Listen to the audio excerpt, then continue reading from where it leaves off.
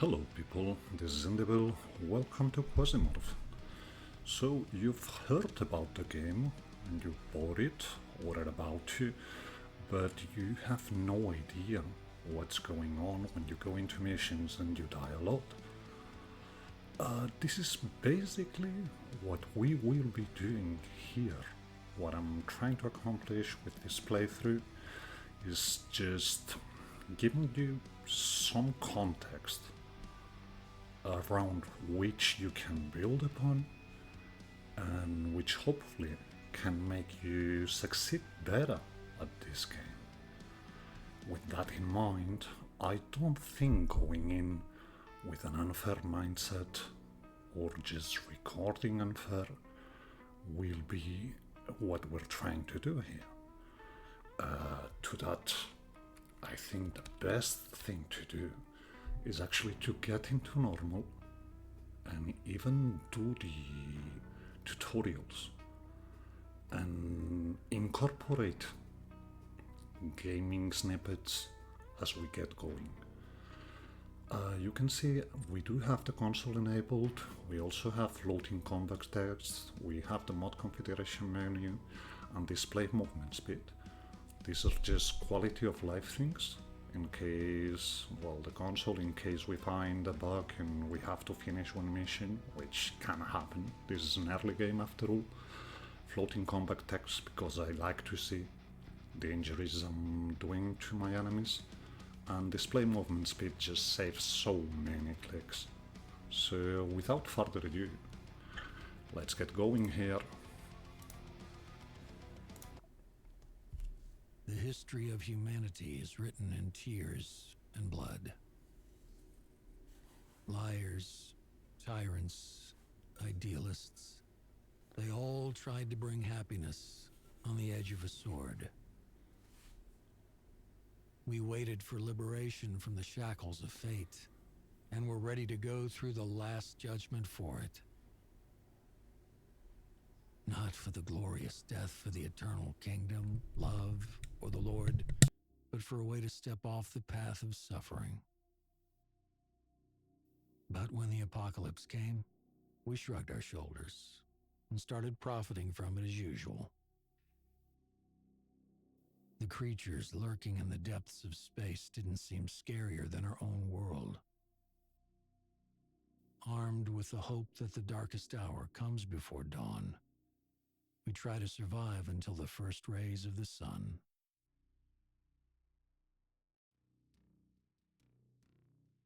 So that was the intro, and this is Jane. Jane is the AI from his Magnum, the ship we're in, and she will be our contextual help all along. So good morning, boss. Let's first restore memory after the diapause. During Ancom mission on Venus, we awakened the Quasimorph named Tesklon. Now, his Quasimorphs are still in our world, which is weird. There is no information in the news that we're involved. Meanwhile, corporates insist that Quasimorphosis is a fabrication and claim that Tesklon is a provocation by the civil resistance. We are now orbiting Phobos and have time to recover and figure out what to do next. The supplies on the spacecraft are running low, so we need to find ourselves some new profitable, and then we want to do the tutorial, so we click yes. And we get attacked by civil resistance, so gets down.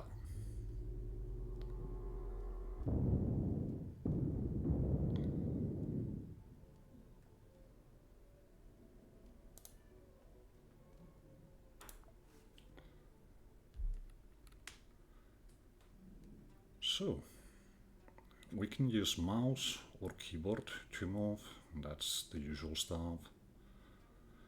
That's an important snippet. We do have a movement mode. That's basically 3 stances, and we will go through that in a second. So make sure no one is behind you, press the right click button on the mouse to look around. On the closet behind you, we'll find some standard equipment, blah blah blah blah blah blah. So just right clicking gets us to change direction when we're looking. That will be important. And as Jen said, we find stuff on the closet. We actually do have clothes on us, and that's important.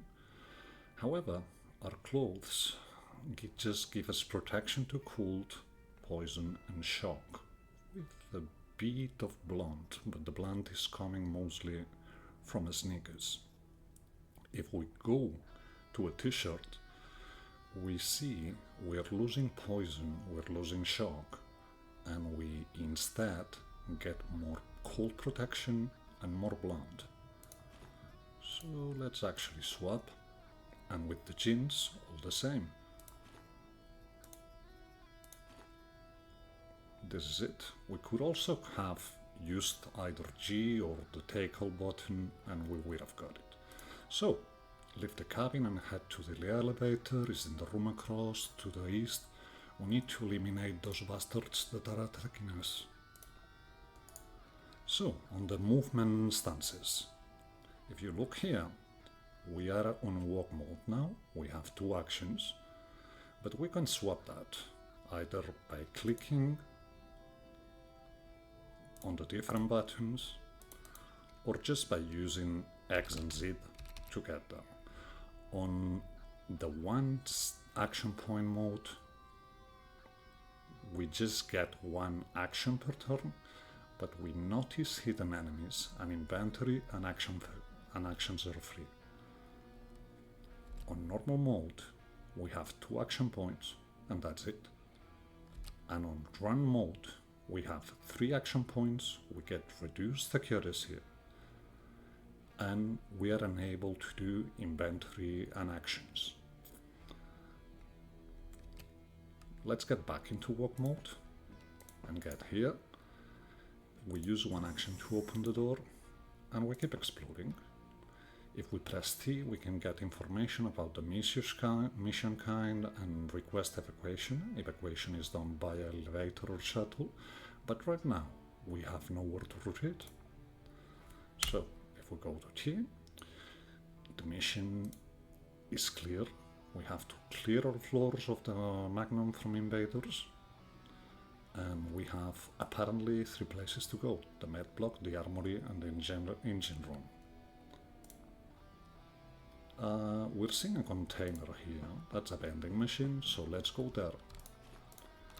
And we grab basically which vegetable burger. There's another one, but it's rotten, so it has a poisoning chance. That we don't want to use. Unless we're desperate, but we'll come to that later on the playthrough. So, we keep going, open the door, and Jane tells us this is an elevator. To move between levels, we use either elevator or stairs. We can move around, blah blah blah. She strongly recommends we start with the medbay. That's not my usual choice, but we will follow instructions to the T. So let's go down.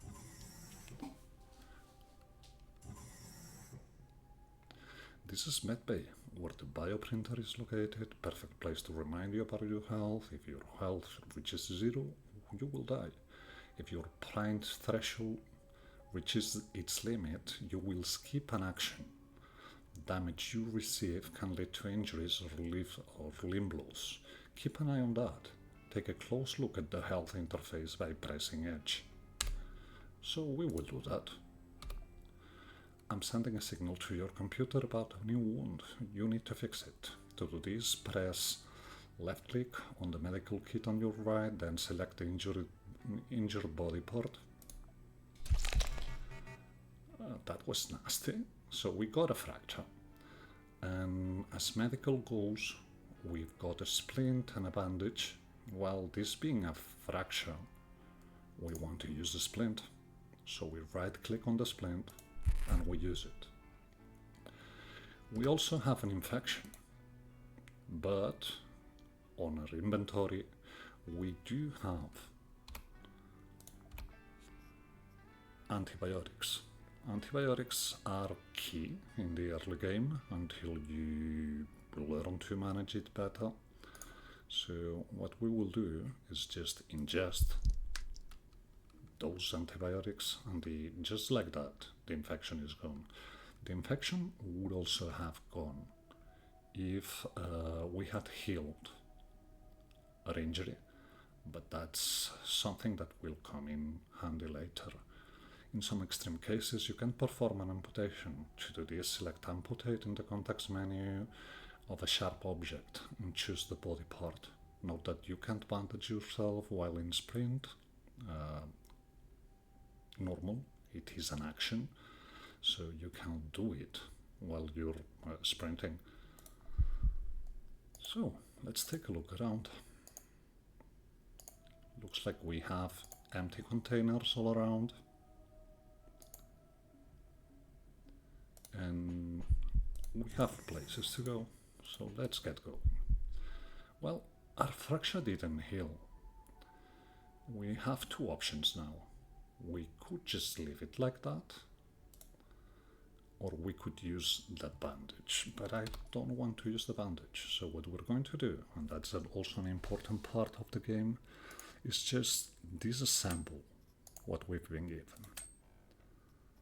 And another useful snippet: whenever you eat, most of the foods you will have, when you eat them, they give you plastic. So we have rags and plastic. As we can see, rags are good for pierced weapons, for cut weapons, and for cold. And plastic is just good for fractures. So what we're going to do is just stabilize with plastic. And keep going. This is an autodock. It allows you to treat wounds or infections. If it has charges, you can recharge it with standard batteries. Hurry! We've spotted an enemy in the room below you. Deal with them. Okay, so this is the autodock. We will not go to it right now. This is a medical container, and these two are medical storages. The medical container is empty because it's open. On the medical storages we have some things. But Jane told us we do have an enemy south. There's two ways to go about this, but we will just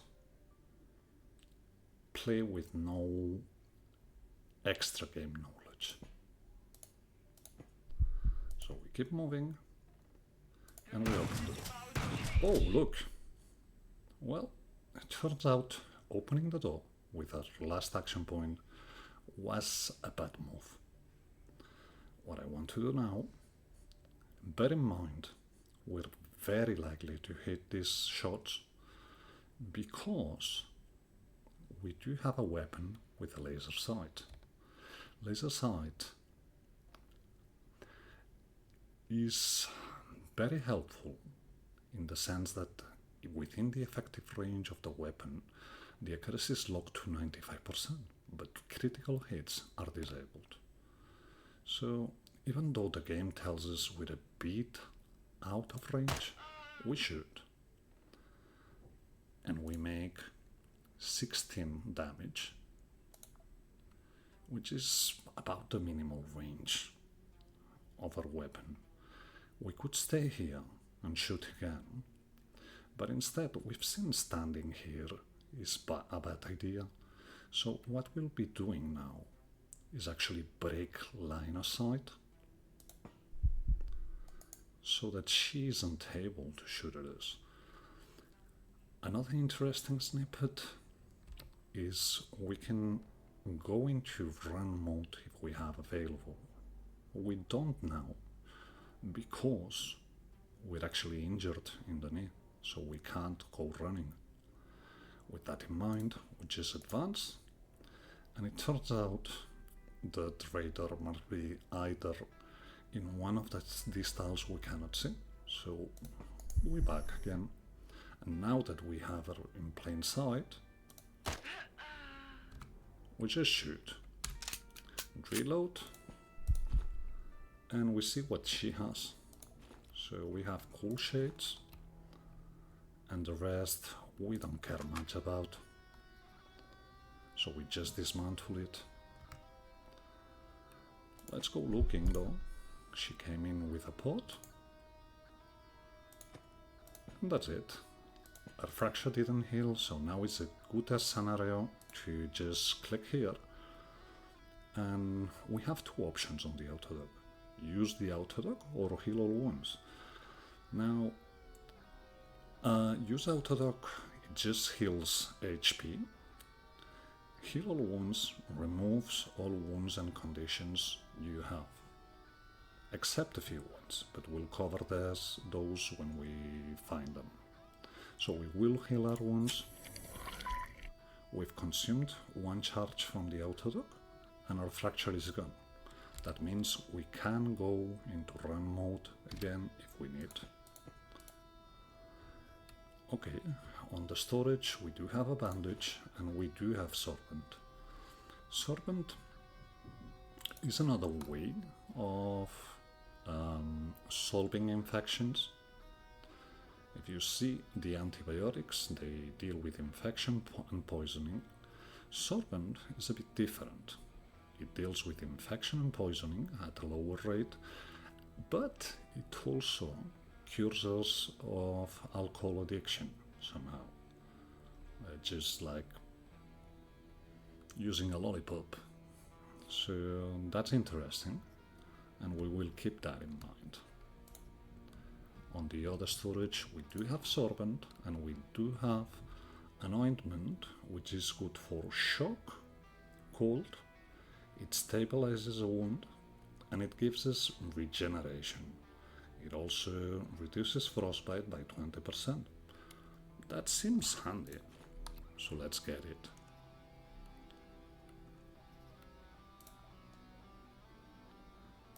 This is also a container, usually contains water, but now it's empty. And let's go exploring that level.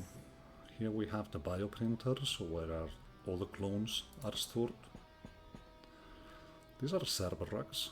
Until recently they had nothing. Now they're storages, and they have some of the most useful materials for upgrading your ship you're gonna find. But we'll get to upgrading the ship later, when we get back to the main strategic layer, if you want. So we open this door and we find the toilet. But everything's empty, so there's nothing to do here.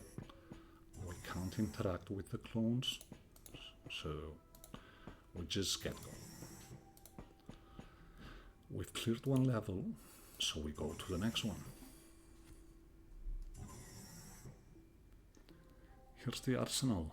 Ammo and melee weapons have different damage types, and armor has different resistances. Choose wisely with what and how to attack enemies to win.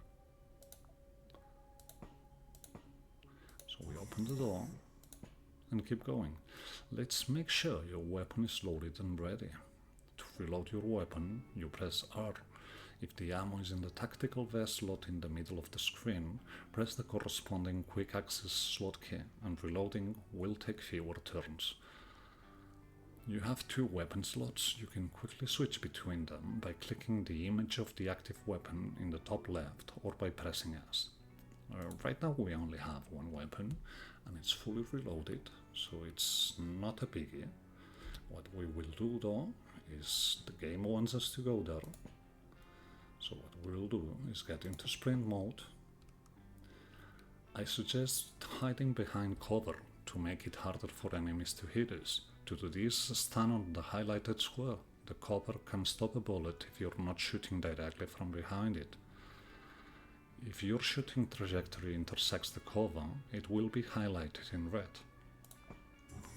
Great! More useful information if you ever want to shoot somewhere other than the enemy, hold shift. Your cursor will change to a crosser and the shooting trajectory will be displayed. We have a fuel barrel for the flamethrower. You can blow it up with a shot. Just don't catch fire yourself. Fire is dangerous. So she's telling us to just shoot that barrel. We try to. Then we reload. We've been told reloading is good. Get back into normal mode though. And we see people getting out from that. And they've catch fire. So this is all good. However, we're locked into reloading for 2 more action points. So what we will do is get back into sprint mode. And I, by rule of thumb, don't like to be shot at.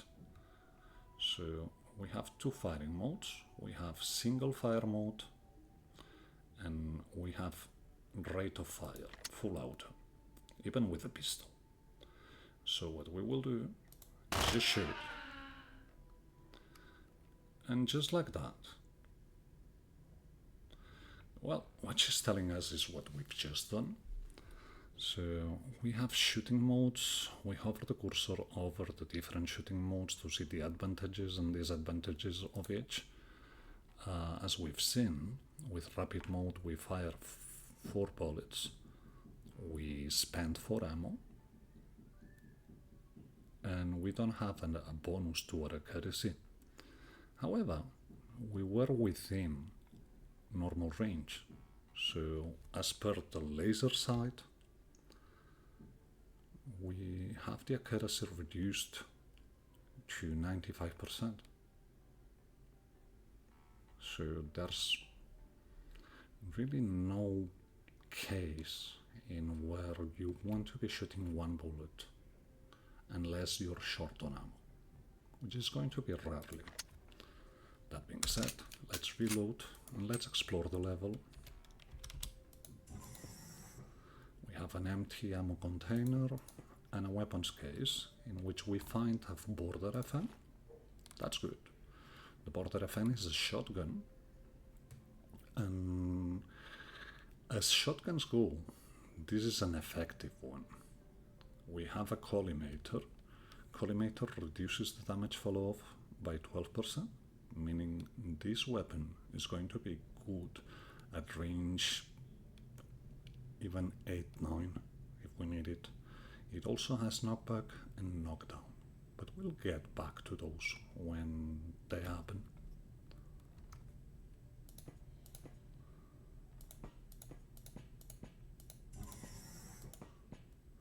We have another weapons case here, and we actually do have another border.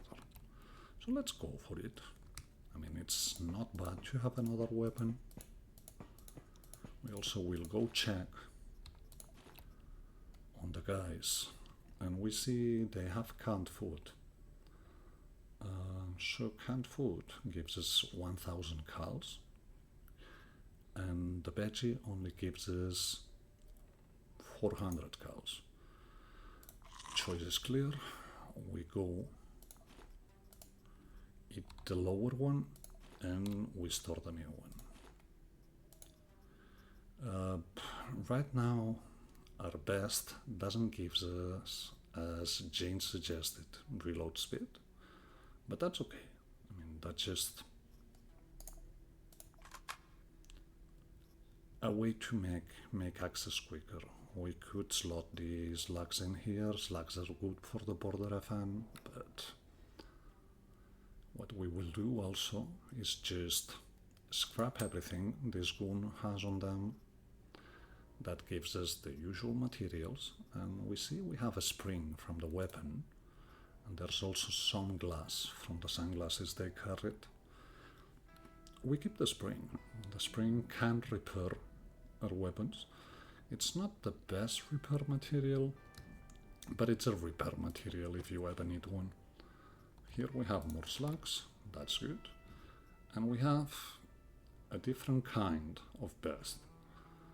I mean, we lose some fire, but we gain cut resistance and fire resistance, and we've already seen fire can do more damage. So with that in mind, let's get the red front, and what we will do, the red front is at 24 out of 50. We could get it repaired just by clicking on the rocks and repairing it. And we will get it to 40 out of 40.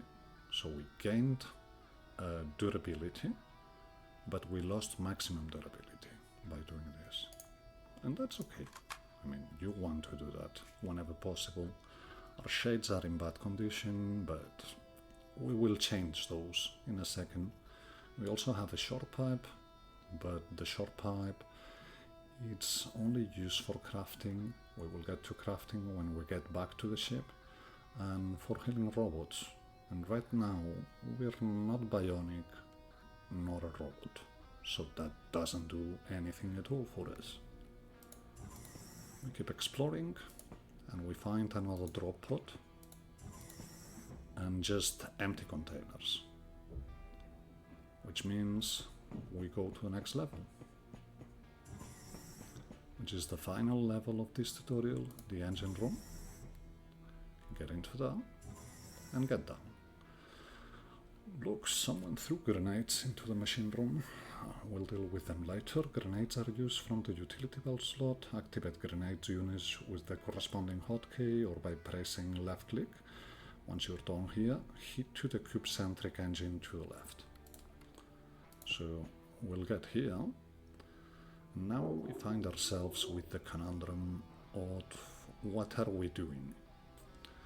As we've already established, springs are not very good repair materials, so we will drop the spring and get the grenade. But Jane tells us she wants us to use the grenades, so we'll slot one in our vest. Grenades are a bit different. They do explosive damage, this kind. They have a radius, they have a burn chance, a knockback range. We have a throw range of 7 with them, and they explode in 2 turns. So we want to bear that in mind.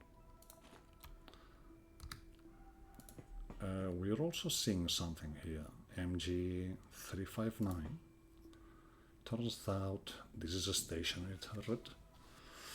Looks like a good idea to actually bring this. So what we will do is just drop our rugs and drop the sorbent. We do have the antibiotics after all, and carry our machine gun with us, well, the turret. We open the door and we get in here.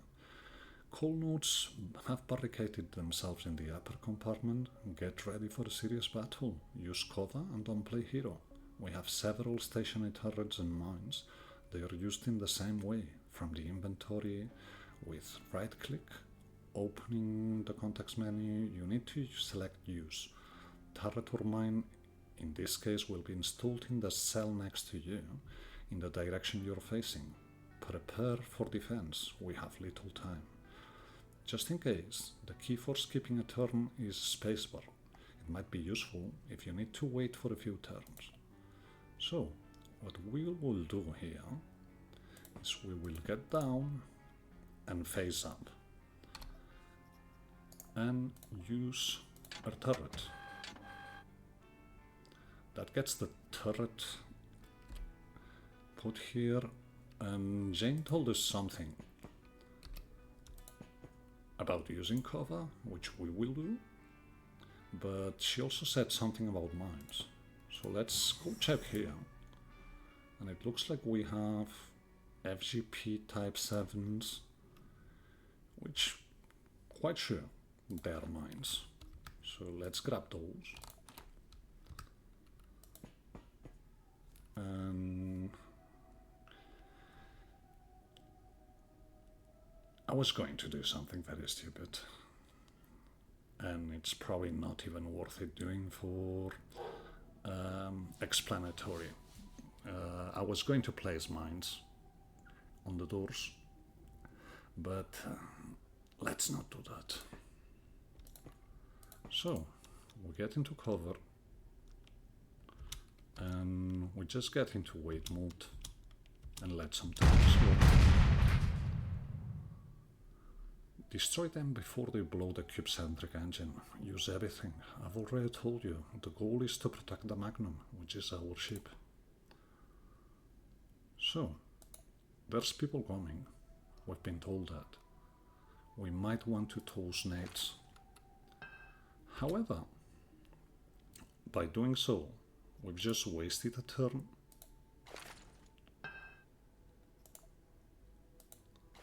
So better get into 2 action mode.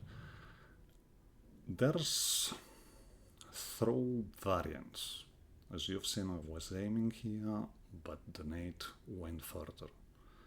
This is by no means bad, but you have to bear in mind that nades don't land always where you want them. So, we have people coming at us, and they're out of range, so we want to shoot with more accuracy.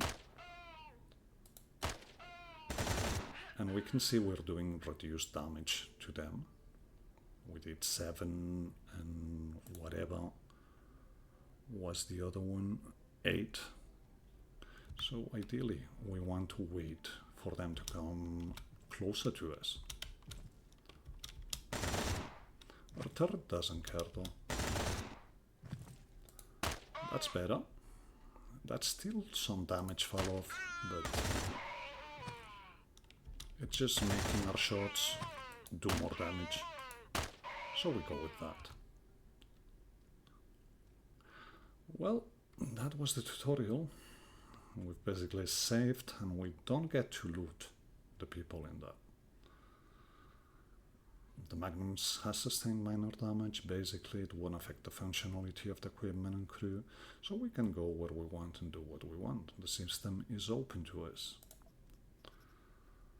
That's the debrief screen after you've gone over the rewards and so on. Basically what would you want to do here is just unload everything. Unless you're planning on only using one mercenary, which is also a very viable strategy. But what we will do is just sort our cargo hold and just press the finish button. Okay, Francis wants to talk with us. We can certainly do a genset. Contractors are waiting, but as the saying goes, honor is lost, everything is lost. Honor is preserved, everything is preserved. We're able to track down the exact location of the shuttle pods launched. It's Rogue City. Most likely civil resistance has set up a training center and a transshipment pointer. Before we start chasing money, I suggest we stick a hot poker in the red zars. And that would be this mission here, which is a story mission. It's the second tutorial, but this one we will do on the next chapter. We're basically on the contextual menu now. We have several options. Stock Exchange gives us a listing of the corporations and their power ratings. We have a second tab, which is the Stock Exchange, in where we can see the price of all the materials and things in the game. And we have a third one. We have the, if you want, stats menu, where we can see how many missions we've done, how many humans we've killed, how many Quasimorphs we've killed. We'll come to the Quasimorphs later when we find them. Barons killed, we'll come to that as well. Deaths, well, it's just quite simple how many times we've died. Allies killed would be best described as allies lost, but whatever. Chips unlocked, total net worth of our company, amputations gotten, I guess, amputations done, and cannibalism acts. This is what's on this side. If we go to the other side, we get the spacecraft menu.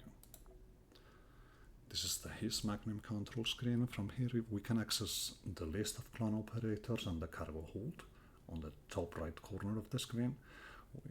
We can go to the spacecraft compartments and click on any compartment marker. So we see we have a plus here, and on the other stations we have nothing. This is the upgrade system for our ship.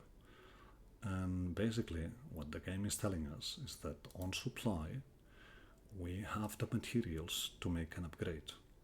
This is the conveyor, improves the Magnum crafting capabilities. Basically it allows us to craft stuff.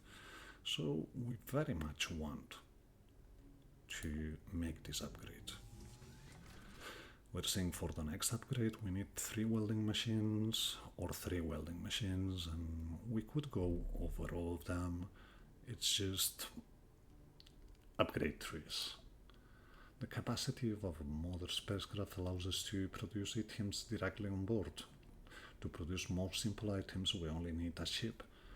There are examples in history of how one corporation tried to introduce an additional fee for each item produced, but as a result of the Six-Day War, the corporation went bankrupt and the others refused such monetization. So, we've brought a bit of plastic, we've forgot our rags, so we basically, it's not like we can do a lot of things right now. However, time passes as we do missions, either failed or successful. If failed, I think it's 6 hours, don't quote me on that. If successful, it's 8 hours. So we very much want to at least do some first aid kits while we're out of here. We could also try and make some sorbent. Sorbent is mostly free after all, but we're not going to do that. We're not going to be away from the Magnum for that long, so this is mostly what we want to do. We've got production going, we've got our operators up and ready. We've got Francis with scouts, and then we have Vicky, Percy, and Izzy. But that's something we will cover on probably, let me check at the timestamp, basically on the next video. I think it's good to make a pause here, keep this short and simple, and when we get back into it, we talk about the different operators, their stat differences, their perks, and the different classes we have available. So this is where we leave it. Hope you enjoyed this one. If you did, please leave a like. It helps for little channels, it just makes the video send to more of your subscribers, and if you want to subscribe, please do. I usually stream Unfair. I'm going to keep doing this YouTube playthrough where we'll go over all the basics you really want to know. So, see you next time. Have fun.